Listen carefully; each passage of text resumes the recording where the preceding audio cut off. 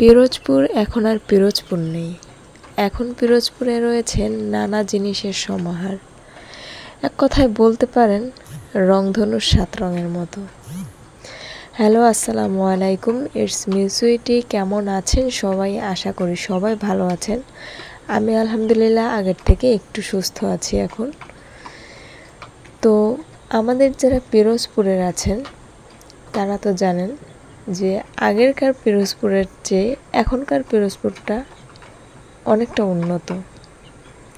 এখানে এখন রংধনুতে যেমন 7টি রং থাকে, ঠিক তেমন কিন্তু নানান জিনিসের সমাহার আছে পিরোজপুরে।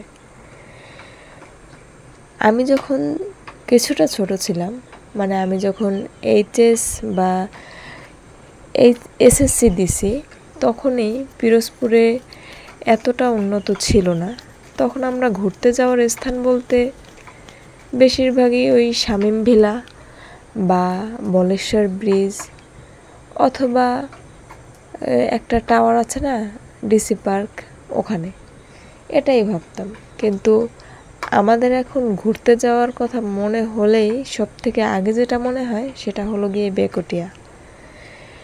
এখানে এত সুন্দরভাবে সব কিছু আছে, মানে সব কিছুর একটা সমাহার সৃষ্টি হয়েছে যা পিরোজপুরের সৌন্দর্যকে আরও দ্বিগুণ বাড়ায় দিছে। এখন যদি কেউ জিজ্ঞাসা করে যে তোমার বাসা কোথায়, মানে দূর দূরান্ত থেকে যদি কোথাও বেড়াতে যাই, তখন যদি বলি যে আমার বাসা পিরোজপুরে, তখন নিজের কাছে একটা অন্যরকম গর্বের বিষয় মনে হয়।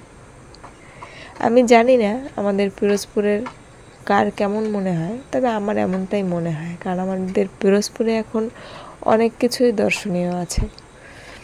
আমি আপনাদেরকে এর আগের ভিডিওতে বলেছিলাম যে মাটির জিনিসপত্রের যে দোকানটার ভিডিওটা, আপনাদের ফুল ভিডিও আপনাদের সাথে শেয়ার করব, এজন্য এই ভিডিওটা দেওয়া। এটা ছিল বেকুটিয়ার সেতুর নিচে যে দর্শনীয় স্থানগুলা, তারা এখানে একটা মাটির দোকান রেখেছে।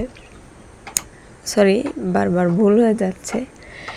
মাটির জিনিসপত্রের একটা দোকান।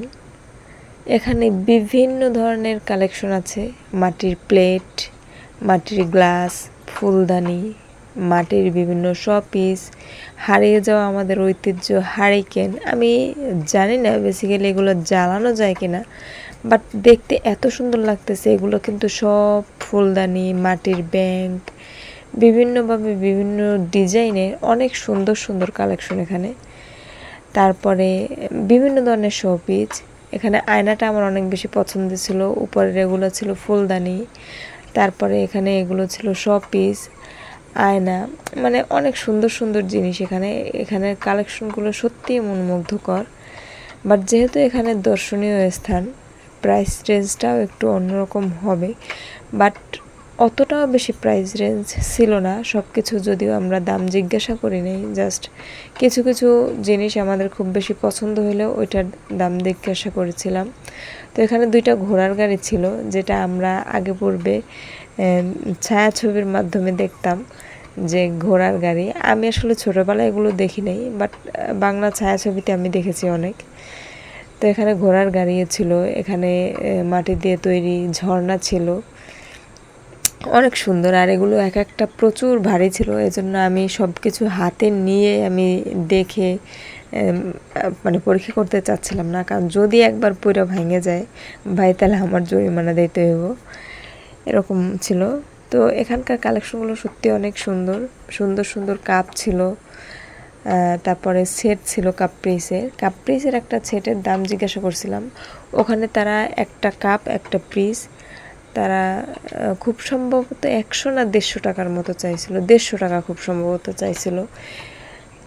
মানে আর যে 6টা কাপ্রিসের যে সেট, তারা ওখানে আরও মানে কত চাইছিল আমার সঠিক মনে নেই, কারণ আমার এই ভিডিওটা প্রায় 8 থেকে 10 দিন আগের, এজন্য আমার সব কিছু সুন্দরভাবে মনে নাই। বাট এখানে অনেক কিছু আছে, আপনারা গেলেই দেখতে পারবেন। সব থেকে বেশি যে জিনিসগুলো আমার পছন্দ হয়েছে তার মধ্যে হারিকেনটা বেস্ট, আর কিছু কিছু শোপিস, আর ডিনার সেটের জন্য প্লেটগুলো। বাট আমি এই প্লেটগুলোতে ভাত খাওয়ার থেকে আমি শোকেজে সাজায় রাখার জন্য আমার কাছে বেশি ভালো মনে হয়েছে। সব কিছু মিলে আমার অনেক ভালো লাগছে দোকানটা। আমি এখানে ঘুরে সব থেকে বেশি যেটা ইন্টারেস্টেড হয়েছি সেটা হলো এই দোকানটা। মানে আমার সত্যিই খুব ভালো লাগছে। মাটির দোকান আমি মানে মাটির জিনিসপত্রের এভাবে দোকান আমি এর আগে দেখি নাই, মানে ভিজিট করি নাই। হয়তো অনেক জায়গায় দেখছি, বাট এভাবে ঢোকে ধরে ধরে ভিজিট করি নাই আমি, এই ফার্স্ট টাইম। তো আমার খুব ভালো লাগছে। আপনারা পিরোজপুরের বাইরে থেকে যদি কেউ আসেন পিরোজপুরে ভ্রমণের জন্য, তাহলে আপনারা এখানে আসতে পারেন। এখানে অনেক সুন্দর সুন্দর জিনিস পাওয়া যায়।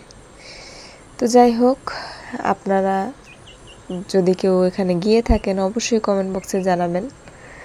আর আজকের ভিডিও এই পর্যন্তই। সবাই ভালো থাকবেন, সুস্থ থাকবেন, আমাদের জন্য দোয়া রাখবেন।